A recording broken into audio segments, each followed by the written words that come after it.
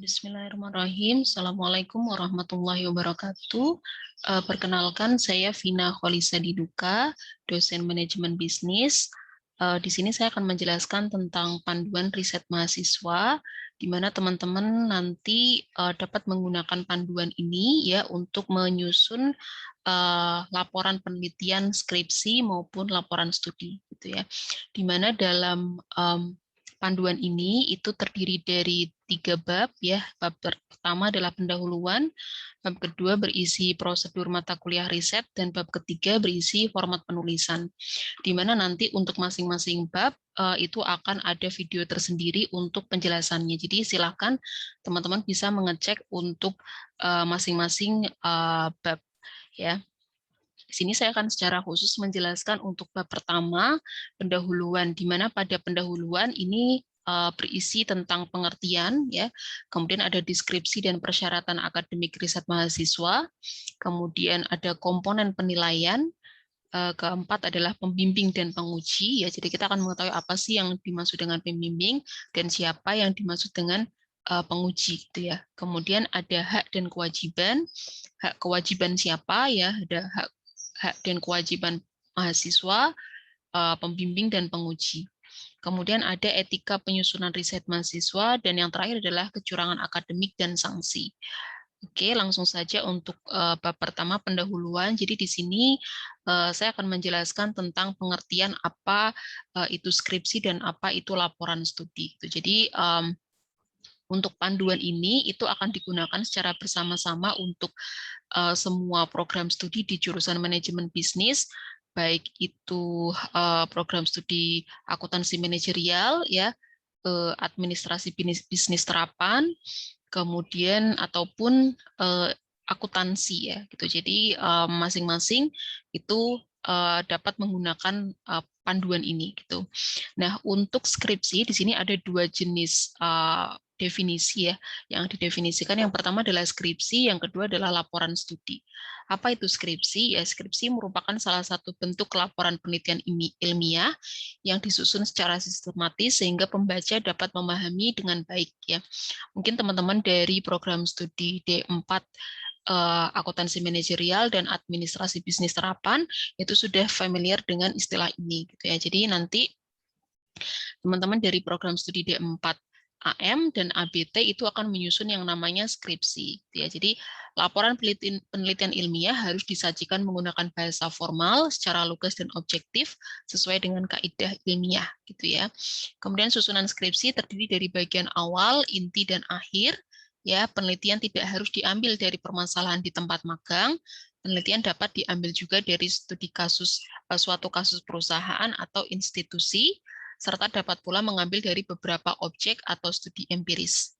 Ya, skripsi ini disusun oleh mahasiswa jenjang diploma 4, gitu ya. Nah, sedangkan untuk laporan studi, ya, kalau skripsi itu disusun oleh mahasiswa jenjang D4 ya atau diploma 4, maka laporan studi disusun oleh mahasiswa jenjang diploma 3, yaitu oleh program studi akuntansi, ya.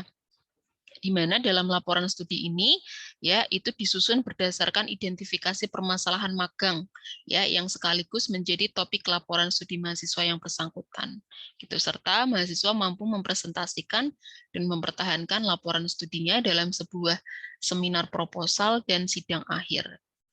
Kemudian nah, di sini apabila terdapat riset ya atau proyek PBL terkait dengan penelitian dan lomba yang dapat diakui sebagai bagian dari Merdeka Belajar, maka bisa jadi menggantikan mata kuliah skripsi atau laporan studi, yang artinya mahasiswa dapat dibebaskan.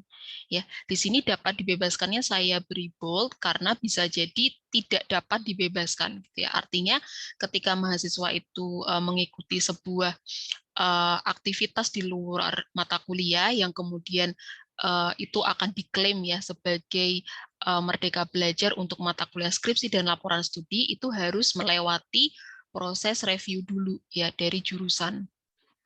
Kalau misalkan apa pengajuannya itu di ACC, maka ya dia bisa jadi dibebaskan dari skripsi atau laporan studi. Tapi ada juga yang dia konsepnya adalah tetap menyusun laporan studi ya atau tetap menyusun skripsi, tapi nilainya auto A gitu ya. Jadi tergantung dari hasil keputusan proses review untuk pengajuan Merdeka Belajarnya gitu ya. Kemudian dalam penyusunan skripsi atau laporan studi dan mendapat nilai sesuai tergantung dengan hasil assessment. Jadi sekali lagi nilainya juga tergantung dari hasil assessment-nya ya. Tidak selalu akan mendapatkan A gitu ya, tergantung dari hasil assessment-nya. Kemudian kriteria proyek atau lomba yang dapat diakui sebagai bagian dari Merdeka Belajar dapat dilihat dalam panduan Merdeka Belajar. Kemudian yang kedua adalah deskripsi dan persyaratan akademik riset mahasiswa. Mata kuliah skripsi itu memiliki bobot 6 sampai 10 SKS dan disusun oleh mahasiswa program diploma 4 ya semester 7.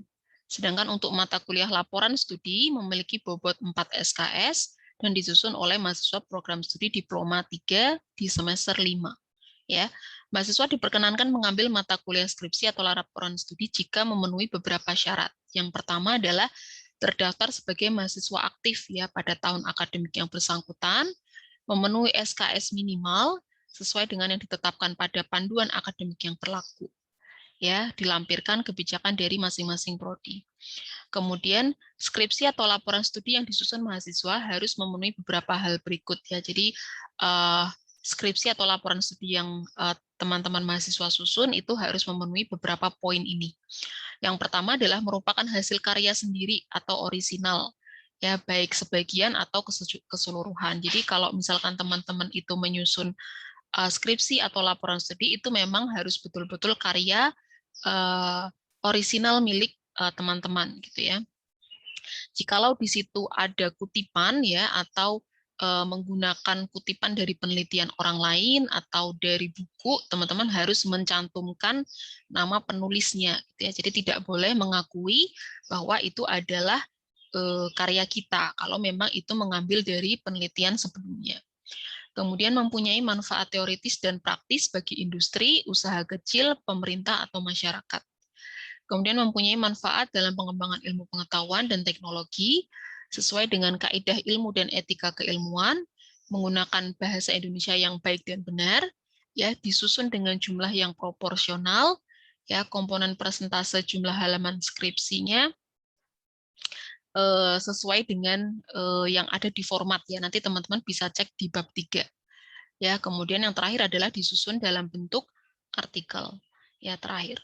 Kemudian untuk komponen penilaiannya, di sini ada 3 komponen. Yang pertama adalah nilai sidang, nilai bimbingan. Mohon maaf, ada 2 ya, nilai sidang dan nilai bimbingan.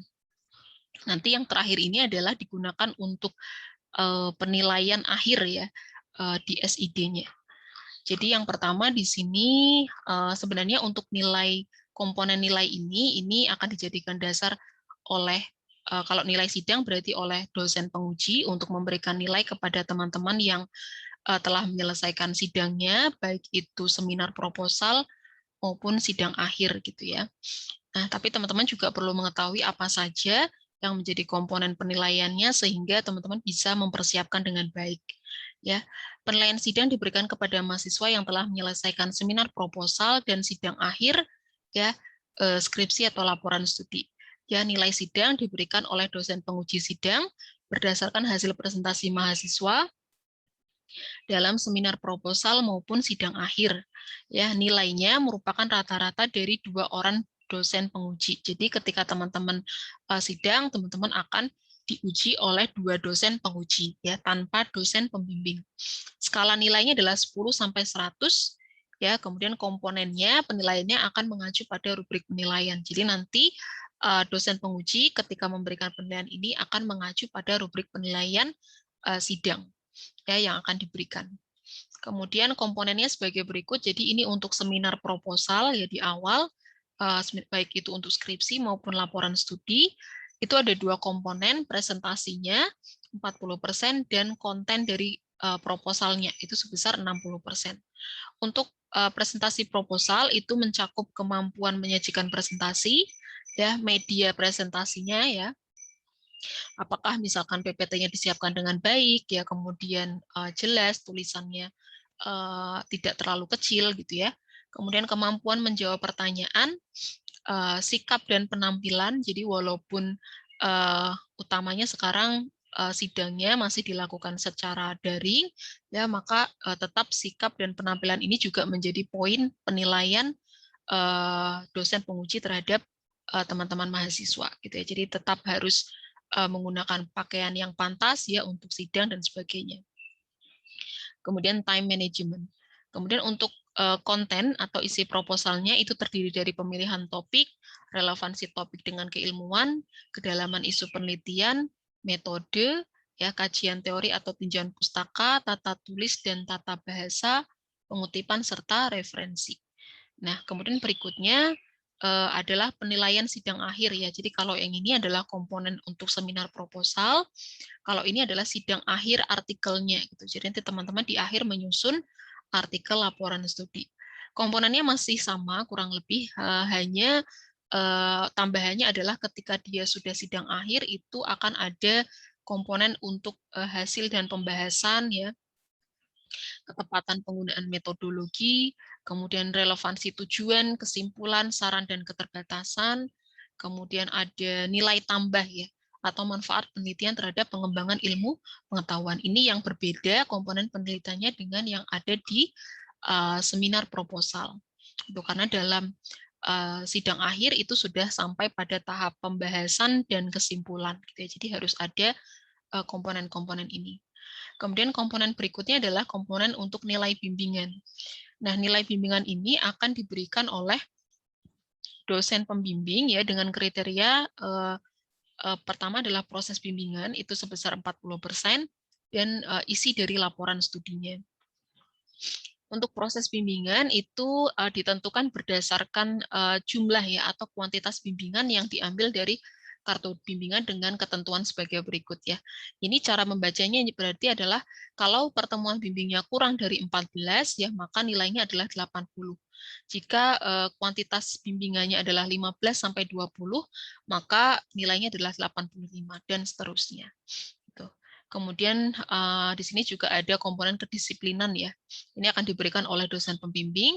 Kemudian untuk laporan studinya ini juga yang memberikan nilai adalah dosen pembimbing tentang isi dari susunan skripsi atau laporan studinya. Nah, kemudian bimbingan bisa dilakukan dalam bentuk offline atau tatap muka ya dengan hadir misalnya ke kampus ya apa namanya membuat janji dengan dosen pembimbingnya ataupun online ya bisa melalui email, WA, Zoom atau platform lain yang sesuai dengan kesepakatan dengan dosen pembimbingnya. Ya, di mana jumlah bimbingan ditentukan oleh kuantitas pertemuan bimbingan baik online maupun offline. Jadi tergantung apakah bimbingannya menggunakan offline atau online. Kemudian di sini yang terakhir ini adalah komponen nilai skripsi dan laporan studi. Kalau untuk poin yang ke C ini akan digunakan sebagai dasar oleh koordinator ya skripsi atau laporan studi untuk membuat penilaian ya yang nanti akan teman-teman dapatkan atau nilainya itu akan muncul di SID nilai akhir ya yang muncul di SID. Jadi ini teman-teman ini akan digunakan oleh koordinator skripsi atau laporan studi dalam menyusun nilainya gitu ya berdasarkan nilai-nilai yang sudah muncul tadi ada nilai bimbingan kemudian ada nilai sidang gitu.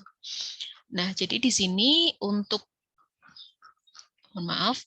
untuk nilai skripsi dan laporan studi ya riset mahasiswa yang diselesaikan dalam 2 semester ya itu khusus untuk prodi administrasi bisnis terapan karena di prodi ABT ini dia akan diselesaikan dalam 2 semester.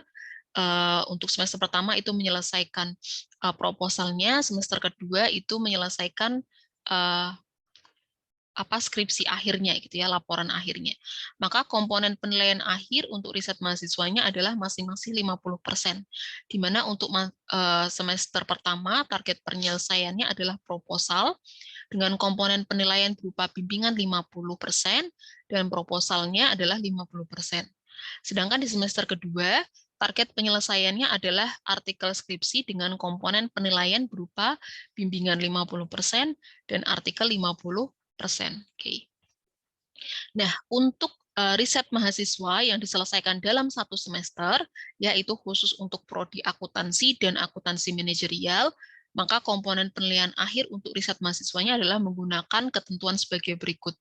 Ya, jadi seminar proposalnya itu dari tim penguji, itu besarannya atau kontribusinya adalah sebesar 10%, sidang artikelnya penilaian dari tim penguji itu adalah 40%, dan komponen bimbingan itu dari pembimbing itu adalah sebesar 50%. Di mana nanti untuk penilaian apakah dia mendapatkan A, B, dan C itu berdasarkan ketentuan ini. Ya. Kemudian berikutnya adalah poin tentang pembimbing dan penguji. Ya, jadi kita perlu tahu dalam menyusun laporan studi atau skripsi kita harus mengetahui siapa sih pembimbing itu, siapa yang bisa menjadi pembimbing dan siapa yang dapat menjadi penguji, gitu ya. Pembimbing itu adalah dosen jurusan manajemen bisnis, ya, dosen tetap dan dosen praktisi yang telah memenuhi syarat memiliki NIDK dan sudah pernah menjadi penguji sidang di jurusan manajemen bisnis. Ya, jadi yang dapat menjadi pembimbing itu yang sudah pernah menguji gitu ya sebelumnya. Mahasiswa yang mengambil mata kuliah skripsi atau laporan studi wajib dibimbing oleh 1 orang dosen pembimbing yang disetujui oleh ketua program studi serta disahkan melalui SK gitu ya. Kemudian jumlah dan komposisi pembimbing dapat disesuaikan dengan memperhatikan rasio antara mahasiswa yang harus dibimbing dengan jumlah dosen ya yang memenuhi kriteria sebagai pembimbing gitu. Jadi dosen juga memiliki batas maksimal untuk jumlah mahasiswa yang dapat dibimbing ya. Jadi nanti akan disesuaikan dengan kriteria itu dan juga disesuaikan dengan kompetensi ya, kompetensi atau bidang keilmuan dosen pembimbingnya. Kemudian dosen pembimbing merupakan tenaga pendidik tetap atau kontrak yang memiliki serendah-rendahnya ijazah S2 atau yang sederajat. Kemudian beberapa hal terkait dengan bimbingan, ya ini merupakan poin yang penting juga yang teman-teman harus ketahui. Yang pertama adalah mahasiswa diharuskan melakukan bimbingan skripsi atau laporan studi secara rutin ya sesuai dengan kesepakatan bimbingannya tuh kapan gitu ya. Kemudian yang kedua adalah proses pelaksanaan bimbingan disarankan untuk dilakukan secara daring ya, baik melalui chat WhatsApp, ya email ataupun Zoom tergantung kesepakatan. Ya, jika bimbingan dilakukan secara offline, maka harus mempertimbangkan protokol kesehatan yang berlaku. Kemudian selama jam magang, mahasiswa tidak diperkenankan untuk bimbingan dengan dosen pembimbing. Mahasiswa diharapkan fokus magang di jam magang dan menentukan waktu yang lain untuk bimbingan dengan dosen pembimbing. Jadi karena teman-teman ini dalam mengerjakan skripsi atau laporan studinya itu juga bersamaan ya dengan proses magang, maka selama jam magang itu ya teman-teman magang di tempat magang masing-masing itu teman-teman dilarang untuk izin ya untuk melakukan bimbingan. Misalnya harus bimbingannya offline ya, datang ke kampus kemudian teman-teman izin ke tempat magang untuk melakukan bimbingan. Itu sebaiknya dihindari ya karena teman-teman harus fokus di tempat magangnya sehingga ketika magang teman-teman bisa mengambil jam lain untuk bimbingan. Boleh melalui email atau misalnya di jam-jam istirahat juga tidak masalah ya, tergantung kesepakatan dengan dosen pembimbing. Kemudian selama proses bimbingan, mahasiswa wajib memperhatikan etika dalam berkomunikasi dengan dosen pembimbing, termasuk penggunaan tata bahasa dan pemilihan jam bimbingan. Jadi untuk poin yang terakhir ini teman-teman silakan berkonsultasi ya dengan dosen pembimbing kira-kira kapan teman-teman bisa bimbingan dan kapan tidak bimbingan gitu ya. Artinya teman-teman juga harus memperhatikan jam bimbingannya. Kemudian untuk penguji ya siapa itu dosen penguji? Dosen penguji adalah dosen manajemen bisnis ya, baik dosen tetap maupun dosen praktisi yang disesuaikan dengan kompetensi bidang keilmuan, skripsi atau laporan studi yang diuji. Ya dalam seminar proposal itu ataupun sidang akhir itu teman-teman akan mendapat 2 dosen penguji terdiri dari ketua penguji dan anggota ya anggota penguji. yang nanti akan menguji teman-teman untuk mempresentasikan proposal ataupun laporan akhirnya, gitu ya. Kemudian poin yang kelima adalah terkait dengan hak dan kewajiban. Ya, di sini hak kewajiban itu ada hak kewajiban dosen dan hak kewajiban mahasiswa, ya. Di mana untuk dosen itu ada dua, dosen pembimbing dan dosen penguji. Ini juga merupakan poin yang penting. Yang pertama adalah hak dan kewajiban dosen pembimbing selama proses bimbingan adalah mengganti tema atau judul dari usulan pertama oleh mahasiswa. Ya, jadi ketika teman-teman itu melakukan bimbingan awal, kemudian teman-teman mengajukan sebuah topik ya atau judul untuk risetnya, maka dosen pembimbing itu punya hak untuk mengganti tema atau memberikan saran ya. Kira-kira judul apa yang lebih sesuai untuk riset teman-teman. Kemudian memberikan penilaian pada bimbingan proposal dan skripsi, kemudian membimbing mahasiswa dalam merumuskan proposal penelitian, ya, mengarahkan mahasiswa dalam pelaksanaan penelitian dan penulisan hasil penelitian, memonitor kegiatan mahasiswa dalam pelaksanaan penelitian dan penyusunan skripsi atau laporan studi, ya, menyediakan jadwal atau waktu bimbingan untuk mahasiswa. Kemudian di sini ada batas waktu maksimal untuk merespon ya. Jadi batas waktu meresponnya adalah 1 kali 24 jam. Artinya ketika misalkan teman-teman mengirimkan pesan melalui email atau WhatsApp ya, itu salah satu kewajiban dari dosen pembimbing adalah untuk merespon email tersebut atau chat tersebut itu maksimal adalah 1 kali 24 jam. Ya, jika ya lebih dari 1 kali 24 jam itu belum ada respon ya, maka mahasiswa berhak untuk mengirimkan pesan kembali ya, mengirimkan pesan kembali kepada dosen pembimbing. Namun tetap harus memperhatikan tata bahasa yang baik gitu ya, yang pantas, dan juga jam bimbingannya itu sangat perlu diperhatikan. Nah, sedangkan untuk feedbacknya, feedback ini maksudnya adalah seperti hasil reviewnya ya, hasil review dari progres teman-teman. Misalkan teman-teman mengirimkan hasil revisi gitu ya, hasil revisi proposalnya. Nah, maka untuk feedbacknya ini ya itu maksimal adalah diberikan kembali ke teman-teman atau dikirimkan kembali itu seminggu ya. Seminggu. Jadi kalau untuk feedback membalas pesannya itu maksimal 1 kali 24 jam, sedangkan mengirimkan kembali hasil reviewnya itu adalah maksimal seminggu. Kalau lebih dari seminggu ya itu teman-teman punya hak untuk menanyakan kembali tentang hasil reviewnya ya gitu. Tapi kembali lagi tetap harus memperhatikan bahasa dan juga jam bimbingan. Kemudian memberikan paraf sebagai bukti telah melakukan bimbingan pada kartu bimbingan. Ya, jika sedang di luar kota ya atau dinas, cuti atau sakit, maka dapat diwakilkan atas nama atau dengan tanda tangan digital. Ini berarti harus sepengetahuan oleh dosen pembimbing yang bersangkutan ya. Kemudian menyetujui dan menandatangani proposal skripsi atau laporan studi apabila telah layak untuk diseminarkan atau disidangkan. Ya, jika berhalangan hadir, maka bisa digantikan tanda tangannya dengan tanda tangan digital atau diwakilkan. Ya, kemudian mengecek artikel bahasa Indonesia, artikel bahasa Inggris, serta plagiarism check untuk proposal ya, skripsi dan artikelnya. Apabila telah menyetujui, ya maka nanti artikelnya ini itu atau laporannya itu bisa dicek untuk plagiarismenya sebagai syarat untuk sidang ya biasanya. Kemudian menandatangani borang pendaftaran ya ketika teman-teman akan mendaftar seminar atau sidang.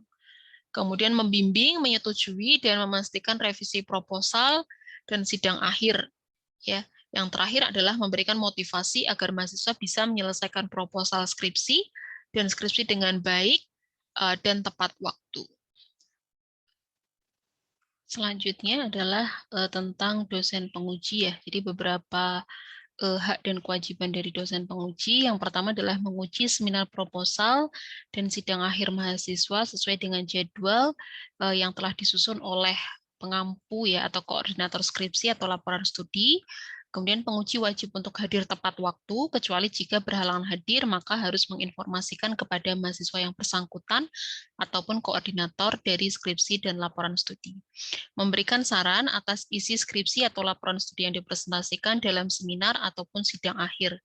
Memberikan keputusan apakah mahasiswa tersebut dinyatakan lulus atau tidak lulus setelah sidang berlangsung, serta menyampaikan kembali catatan revisi yang tercantum dalam berita acara sebagai dasar untuk mahasiswa memperbaiki risetnya ya.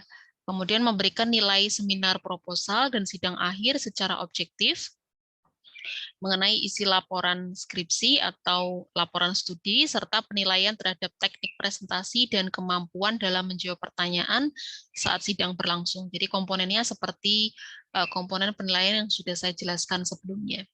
Kemudian memberikan persetujuan dan tanda tangan pada berita acara seminar proposal dan sidang skripsi atau laporan studi, di mana nanti ini lebih tepatnya atau secara khusus nanti akan dijelaskan di bab 2 terkait penggunaan learning gitu ya. Untuk dokumen-dokumen atau administrasi dalam sidang. Kemudian memberikan persetujuan dan tanda tangan pada halaman pengesahan ya. Halaman pengesahan ditandatangani bersamaan dengan berita acara dan dikumpulkan ke koordinator atau TU ya. Jika sedang di luar kota, maka tanda tangannya bisa dalam bentuk digital ataupun diwakilkan. Sedangkan untuk hak dan kewajiban mahasiswa, yang pertama adalah mendapat persetujuan topik atau judul dari pembimbing, mendapatkan bimbingan dari dosen pembimbing, ya, melakukan pembimbingan skripsi sesuai dengan ketentuan yang berlaku, membawa kartu bimbingan, referensi ataupun draft proposal atau skripsi, buku catatan atau laptop, ya jika dibutuhkan, serta memintakan paraf atau tanda tangan dosen pembimbing saat bimbingan. Kemudian mahasiswa yang tidak melakukan kegiatan bimbingan dapat diberi sanksi berupa pembatalan pencabutan status peserta skripsi atau laporan studi. Kemudian melaksanakan arahan dari dosen pembimbing terkait dengan skripsi atau laporan studi yang telah disusun. Kemudian melakukan revisi atau masukan dari dosen penguji sidang, menyusun skripsi ya mengacu pada buku prosedur atau pedoman riset mahasiswa ya. Kalau ini berarti nanti berhubungan dengan bab 3 ya terkait format ya.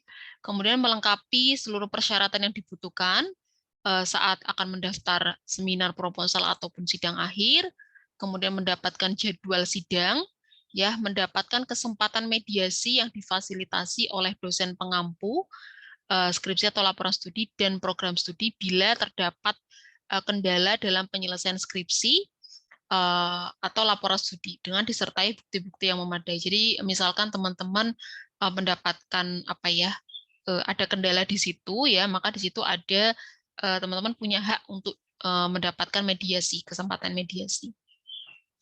Kemudian mendapatkan feedback ya, balasan email atau WhatsApp terkait dengan jadwal bimbingan atau hasil dari review ya untuk progres yang dikirimkan. Itu kalau untuk balasannya itu adalah 1 kali 24 jam dari dosen pembimbing, sedangkan untuk feedbacknya itu maksimal adalah seminggu. Ya, kemudian mahasiswa wajib memperhatikan etika komunikasi dan jam bimbingan selama proses bimbingan atau revisi, kemudian tidak melakukan kecurangan dalam penyusunan skripsi atau laporan studi. Ya, contohnya dalam hal cek plagiarisme atau manipulasi tanda tangan dan pengesahan dosen pembimbing atau penguji. Jika terbukti ya terdapat pelanggaran etika atau kecurangan yang dilakukan oleh mahasiswa, maka program studi dan jurusan dapat mengenakan sanksi sesuai dengan pedoman akademik yang berlaku. Kemudian mahasiswa yang wajib hadir tepat waktu, ya dalam jadwal sidang ataupun seminar yang sudah diumumkan oleh pengampu atau koordinator skripsi atau laporan studi, serta mengikuti aturan sidang yang sudah ditetapkan. Ya, kemudian poin berikutnya adalah terkait dengan etika penyusunan ya. Jadi dalam menyusun riset mahasiswa, ya mahasiswa juga harus punya etika atau ada etika yang harus dipenuhi ya. Jadi tidak boleh sembarangan juga. Yang pertama adalah riset disusun berdasarkan hasil tulisan penulis dan bukan merupakan sebuah plagiat dari karya orang lain. Ya, dibuktikan dengan adanya cek plagiarisme atas skripsi atau laporan studi yang ditulis dan apakah nilainya berada di bawah batas plagiat yang disyaratkan. Jadi nanti ketika teman-teman akan mendaftar sidang, ya baik itu seminar ataupun sidang akhir, itu salah satu syarat yang harus dilampirkan adalah melampirkan bukti cek plagiarisme, ya, yang sudah dicek langsung oleh dosen pembimbingnya. Jadi cek plagiarisme itu dicek oleh dosen pembimbing, di mana di situ ada batas, ya, batas plagiarisme yang boleh muncul gitu. Jadi ketika nilainya itu melebihi persentase batas plagiarisme tadi, maka teman-teman wajib untuk merevisi terlebih dahulu laporan risetnya, ya. Jika kalau sudah direvisi nanti boleh dimintakan kembali ke dosen pembimbing untuk dicek plagiarismenya. Gitu ya. Jadi kalau sudah di bawah dari batasnya itu maka sudah boleh untuk mendaftar sidang. Kemudian jika dalam sebuah skripsi atau laporan studi menggunakan kutipan yang berasal dari penelitian lain, website, buku, koran, dan sumber lainnya, ya maka mahasiswa wajib mencantumkan sumber kutipan, ya serta harus muncul di daftar pustaka. Ya, sumber kutipan dan daftar pustaka sangat berhubungan erat, ya, jadi saling berhubungan. Jika penulis mencantumkan sumber dalam kutipan riset, maka sumber tersebut juga harus muncul dalam daftar pustaka. Begitu juga sebaliknya. Ya, terkait dengan proses penyusunan, pengesahan, ya, ACC sidang dan revisi skripsi atau laporan studi, maka mahasiswa dilarang keras untuk memalsukan atau menggunakan ACC atau tanda tangan dosen pembimbing atau penguji tanpa seizin dan sepengetahuan dosen yang bersangkutan. Ya, dalam penyusunan riset mahasiswa mengikuti pedoman pembelajaran yang berlaku di Politeknik Negeri Batam. Jika mahasiswa terbukti melakukan pelanggaran, ya dalam penyusunan risetnya, maka akan mendapatkan atau akan diproses sesuai dengan ketentuan yang berlaku. Maka untuk poin yang E ini itu akan diatur dalam poin kecurangan akademik dan sanksi.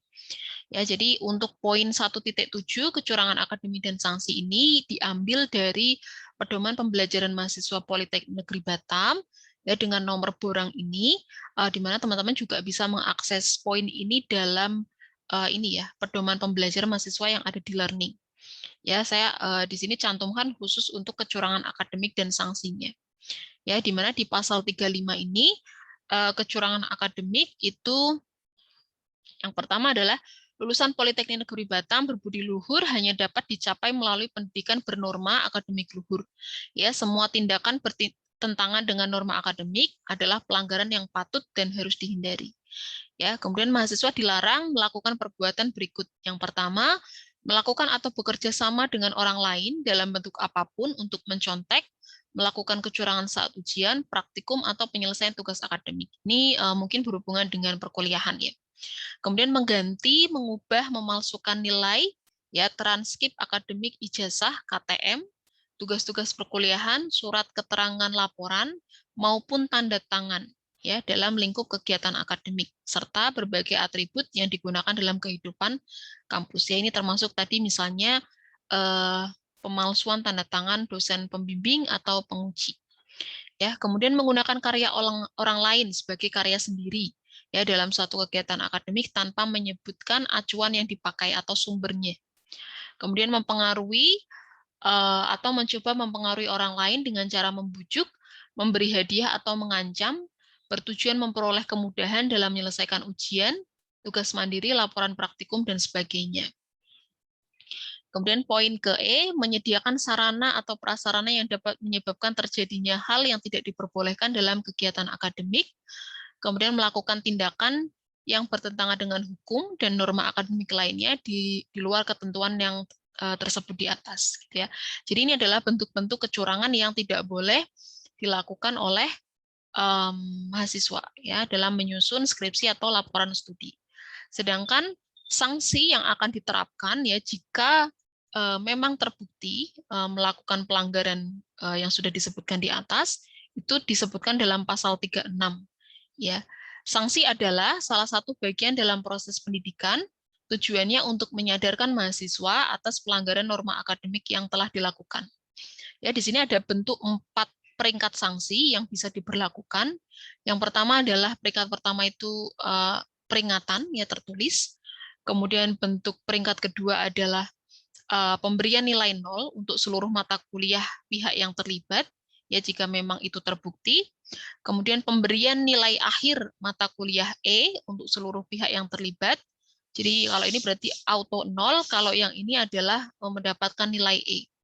Kemudian ada juga dapat diberikan skorsing minimal 1 bulan, maksimal 2 semester. Ya, selama masa skorsing tidak ada penggantian layanan akademik dan pembelajaran pada waktu lain. Kemudian yang E adalah pencabutan status kemahasiswaannya secara permanen. Ini jika memang sudah dipertimbangkan sangat fatal gitu ya. Kemudian untuk pelaku kecurangan dapat dikenakan sanksi berikut. Jadi ini adalah ketentuan pasal apa namanya kecurangan yang dilakukan ya, ini kan pasal 35, sanksinya ada di pasal 36 ya. Jadi teman-teman bisa melihat pasal yang dilanggar di sini dan sanksi yang diberikan di sini.